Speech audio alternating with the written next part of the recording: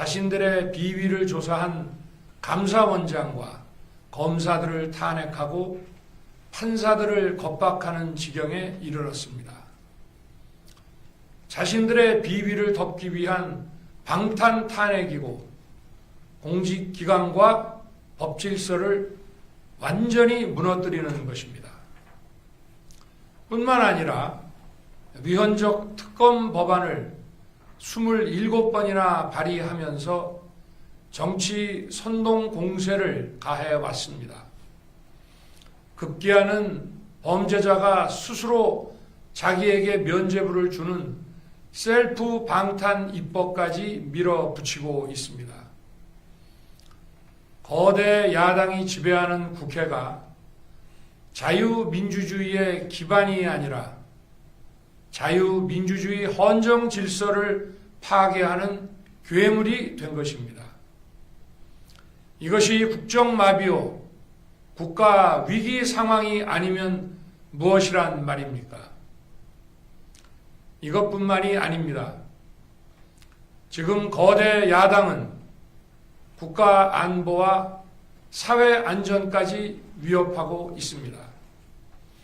예를 들어 지난 6월 중국인 3명이 드론을 띄워 부산에 정박 중이던 미국 항공모함을 촬영하다 적발된 사건이 있었습니다. 이들의 스마트폰과 노트북에서는 최소 2년 이상 한국의 군사시설들을 촬영한 사진들이 발견됐습니다. 지난달 40일에는 40대 중국인이 드론으로 국정원을 촬영하다 붙잡혔습니다. 이 사람은 중국에서 입국하자마자 곧장 국정원으로 가서 이 같은 일을 벌인 것으로 확인됐습니다. 하지만 현행 법률로는 외국인의 간첩 행위를 간첩죄로 처벌할 길이 없습니다. 이러한 상황을 막기 위해 형법의 간첩죄 조항을 수정하려 하였지만 거대 야당이 완강히 가로막고 있습니다.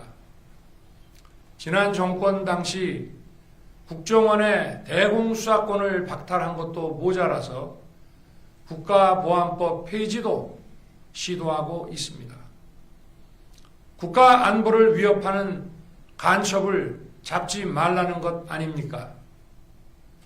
북한의 불법적인 핵무장과 미사일 위협 도발에도 GPS 교란과 오물 풍선에도 민주노총 간첩 사건에도 거대 야당은 이에 동조할 뿐 아니라 오히려 북한 편을 들면서 이에 대응하기 위해 고군분투하는 정부를 흠집내기만 했습니다.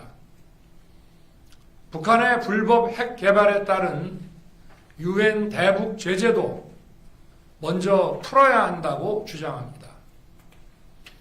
도대체 어느 나라 정당이고 어느 나라 국회인지 알 수가 없습니다. 검찰과 경찰의 내년도 특경비, 특활비 예산은 아예 0원으로 깎았습니다. 금융사기 사건, 사회적 약자 대상 범죄, 마약 수사 등 민생침해 사건 수사, 그리고 대공수사에 쓰이는 기묘한 예산입니다. 마약, 딥페이크 범죄 대응 예산까지도 대폭 삭감했습니다. 자신들을 향한 수사 방해를 넘어 마약 수사, 조폭 수사와 같은 민생사범 수사까지 가로막는 것입니다. 대한민국을 간첩 천국, 마약 소굴, 조폭 나라로 만들겠다는 것 아닙니까? 이런 사람들이야말로 나라를 망치려는 반국가 세력 아닙니까? 그래놓고 자신들의 특권을 유지하기 위한 국회 예산은 오히려 늘렸습니다.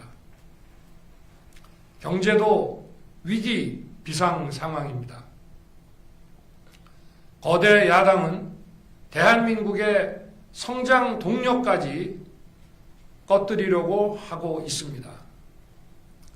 민주당이 삭감한 내년 예산 내역을 보면 잘 알 수 있습니다. 원전 생태계 지원 예산을 삭감하고 체코 원전 수출 지원 예산은 무려 90%를 깎아버렸습니다. 차세대 원전 개발 관련 예산은 거의 전액을 삭감했습니다. 기초과학연구, 양자, 반도체, 바이오 등 미래 성장 동력 예산도 대폭 삭감했습니다. 동해가스전 시추 예산, 이른바 대왕고래 사업 예산도 사실상 전액 삭감했습니다. 청년 일자리 지원 사업, 취약계층 아동 자산 형성 지원 사업, 아이들 돌봄 수당까지 손을 댔습니다. 산업 생태계 조성을 위한 혁신 성장 펀드, 강소기업 육성 예산도 삭감했습니다. 재해 대책 예비비는 무려 1조 원을 삭감하고 팬데믹 대비를 위한 백신 개발과 관련 R&D 예산도 깎았습니다. 이처럼 지금 대한민국은 거대 야당의 의회 독재와 폭거로 국정이 마비되고 사회 질서가 교란되어 행정과 사법의 정상적인 수행이 불가능한 상황입니다. 국민 여러분, 여기까지는 국민 여러분께서도 많이 아시고 계실 것입니다. 하지만 제가 비상계엄이라는 엄중한 결단을 내리기까지 그동안 직접 차마 밝히지 못했던 더 심각한 일들이 많이 있습니다. 작년 하반기 선거관리위원회를 비롯한 헌법기관들과 정부 기관에 대해 북한의 해킹 공격이 있었습니다. 국가정보원이 이를 발견하고 정보 유출과 전산 시스템 안전성을 점검하고자 했습니다. 다른 모든 기관들은 자신들의 참관하에 국정원이 점검하는 것에 동의하여 시스템 점검이 진행되었습니다. 그러나 선거관리위원회는 헌법기관임을 내세우며 완강히 거부하였습니다. 그러다가 선관위에 대규모 채용 부정 사건이 터져 감사와 수사를 받게 되자 국정원의 점검을 받겠다고 한 발 물러섰습니다. 그렇지만 전체 시스템 장비의 아주 일부분만 점검에 응하였고 나머지는 불응했습니다. 시스템 장비 일부분만 점검했지만 상황은 심각했습니다. 국정원 직원이 해커로서 해킹을 시도하자 얼마든지 데이터 조작이 가능하였고 방화벽도 사실상 없는 것이나 마찬가지였습니다. 비밀번호도 아주 단순하여 1, 2, 3, 4, 5 같은 식이었습니다. 시스템 보안관리 회사도 아주 작은 규모의 전문성이 매우 부족한 회사였습니다. 저는 당시 대통령으로서 국정원의 보고를 받고 충격에 빠졌습니다. 민주주의의 핵심인 선거를 관리하는 전산 시스템이 이렇게 엉터리인데 어떻게 국민들이 선거 결과를 신뢰할 수 있겠습니까? 선관위도 국정원의 보안 점검 과정에 입회하여 지켜보았지만 자신들이 직접 데이터를 조작한 일이 없다는 변명만 되풀이할 뿐이었습니다. 선관위는 헌법기관이고 사법부 관계자들이 위원으로 있어 영장에 의한 압수수색이나 강제 수사가 사실상 불가능합니다. 스스로 협조하지 않으면 진상규명이 불가능합니다. 지난 24년 4월 총선을 앞두고도 문제 있는 부분에 대한 개선을 요구했지만 제대로 개선되었는지는 알 수 없습니다. 그래서 저는 이번에 국방장관에게 선관위 전산 시스템을 점검하도록 지시한 것입니다. 최근 거대 야당 민주당이 자신들의 비리를 수사하고 감사하는 서울중앙지검장과 검사들, 헌법기관인 감사원장을 탄핵하겠다고 하였을 때 저는 이제 더 이상은 그냥 지켜볼 수만 없다고 판단했습니다. 뭐라도 해야 되겠다고 생각했습니다. 이들은 이제 곧 사법부에도 탄핵의 칼을 들이댈 것이 분명했습니다. 저는 비상계엄령 발동을 생각하게 되었습니다. 거대 야당이 헌법상 권한을 남용하여 위헌적 조치들을 계속 반복했지만 저는 헌법의 틀 내에서 대통령의 권한을 행사하기로 했습니다. 현재의 망국정 국정마비 상황을 사회 교란으로 인한 행정사법의 국가기능 붕괴 상태로 판단하여 계엄령을 발동하되 그 목적은 국민들에게 거대 야당의 반국가적 폐악을 알려 이를 멈추도록 경고하는 것이었습니다. 그럼으로써 자유민주주의 헌정질서의 붕괴를 막고 국가 기능을 정상화하고자 하였습니다.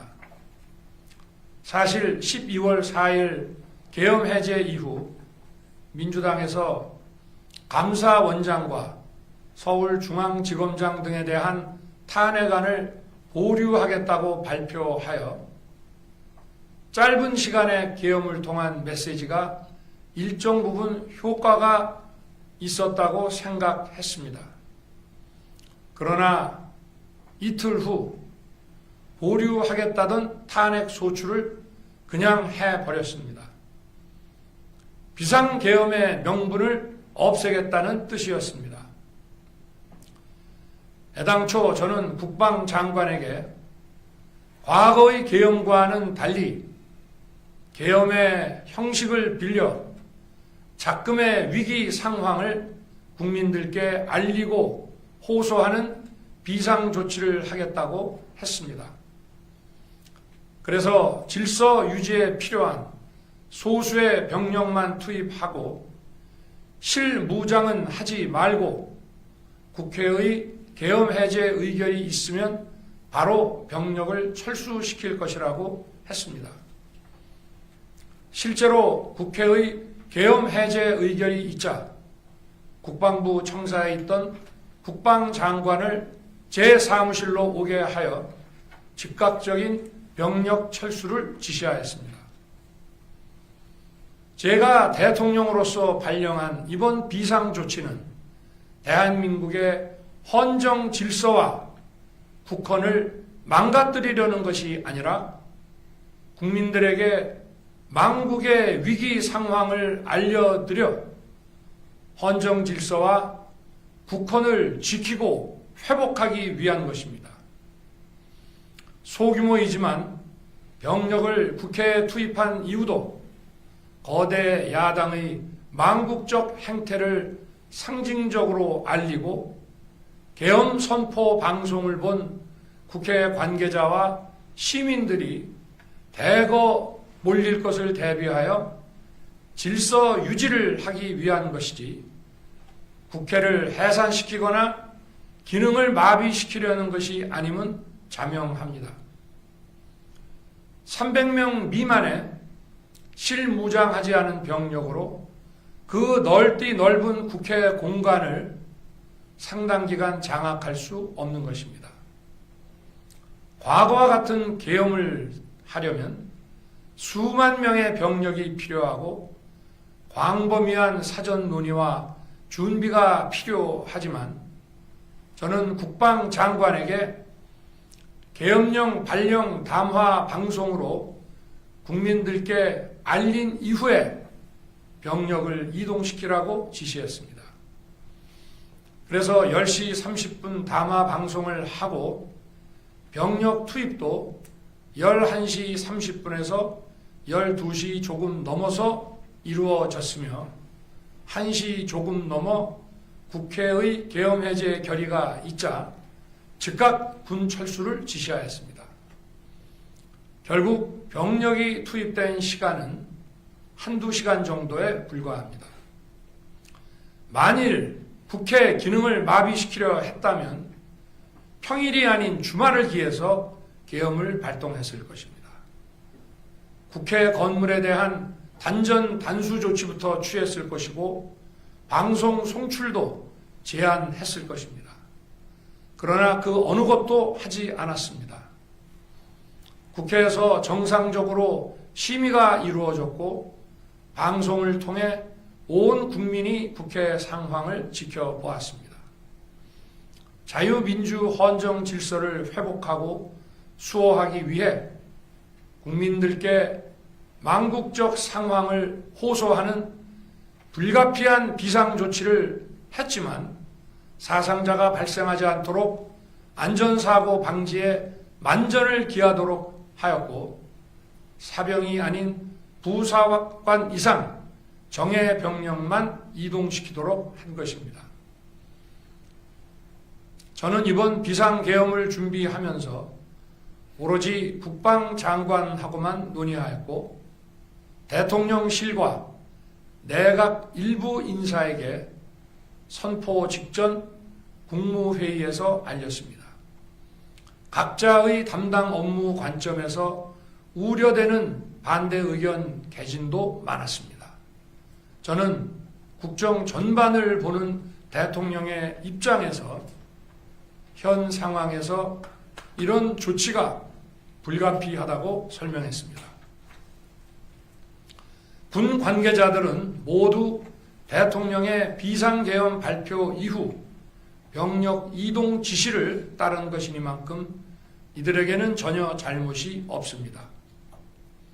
그리고 분명히 말씀드리지만 저는 국회 관계자의 국회 출입을 막지 않도록 하였고 그래서 국회의원과 엄청나게 많은 인파가 국회 마당과 본관, 본회의장으로 들어갔고 계엄해제 안건 심의도 진행된 것입니다. 그런데도 어떻게든 내란죄를 만들어 대통령을 끌어내리기 위해 수많은 허위 선동을 만들어내고 있습니다. 도대체 2시간짜리 내란이라는 것이 있습니까? 질서 유지를 위해 소수의 병력을 잠시 투입한 것이 폭동이란 말입니까? 거대 야당이 거짓 선동으로 탄핵을 서두르는 이유가 무엇이겠습니까? 단 하나입니다. 거대 야당 대표의 유죄 선고가 임박하자 대통령의 탄핵을 통해 이를 회피하고 조기 대선을 치르려는 것입니다. 국가 시스템을 무너뜨려서라도 자신의 범죄를 덮고 국정을 장악하려는 것입니다. 이야말로 국헌문란 행위 아닙니까? 저를 탄핵하든 수사하든 저는 이에 당당히 맞설 것입니다. 저는 이번 계엄 선포와 관련해서 법적, 정치적 책임 문제를 회피하지 않겠다고 이미 말씀드린 바 있습니다. 저는 대통령 취임 이후 지금까지 단 한순간도 개인적인 인기나 대통령 임기, 자리 보존에 연연해 온 적이 없습니다. 자리 보존 생각만 있었다면 국헌 문란 세력과 구태여 맞서 싸울 일도 없었고 이번과 같이 비상계엄을 선포하는 일은 더더욱 없었을 것입니다. 5년 임기 자리 지키기에만 매달려 국가와 국민을 외면할 수 없었습니다.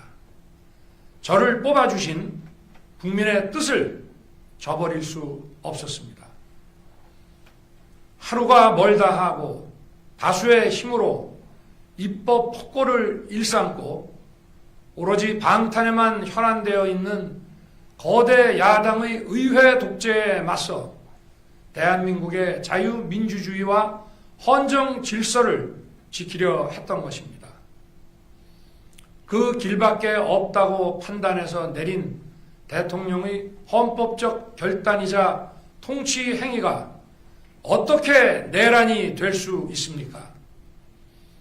대통령의 비상계엄 선포권 행사는 사명권 행사, 외교권 행사와 같은 사법심사의 대상이 되지 않는 통치 행위입니다.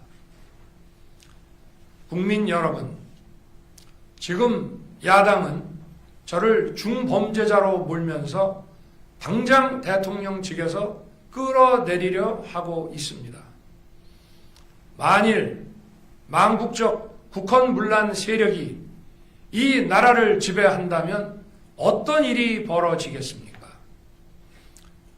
위헌적인 법률, 셀프 면죄부 법률, 경제 폭망 법률들이 국회를 무차별 통과해서 이 나라를 완전히 부술 것입니다. 원전산업, 반도체 산업을 비롯한 미래 성장 동력은 고사될 것이고 중국산 태양광 시설들이 전국의 살림을 파괴할 것입니다.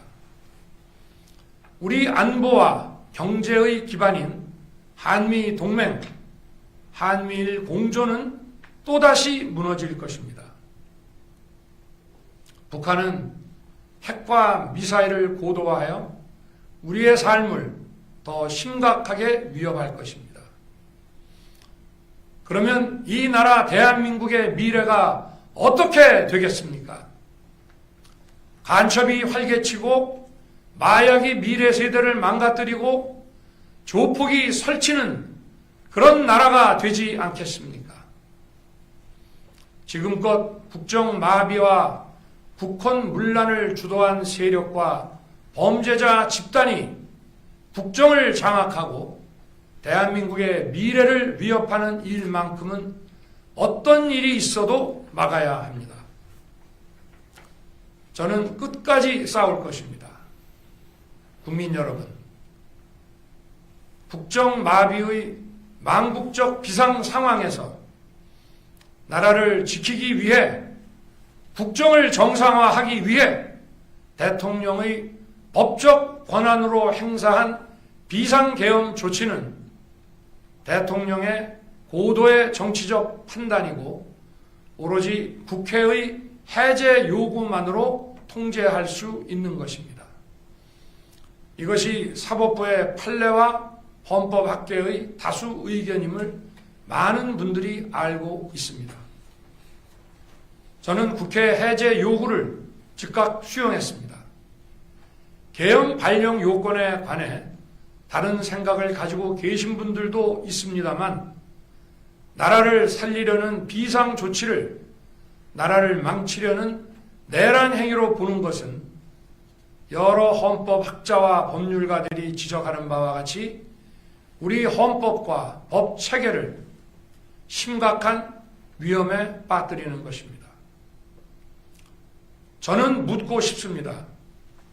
지금 여기저기서 광란에 칼춤을 추는 사람들은 나라가 이 상태에 오기까지 어디서 도대체 무엇을 했습니까? 대한민국의 상황이 위태롭고 위기에 놓여 있다는 생각도 전혀 하지 않았다는 말입니까? 공직자들에게 당부합니다.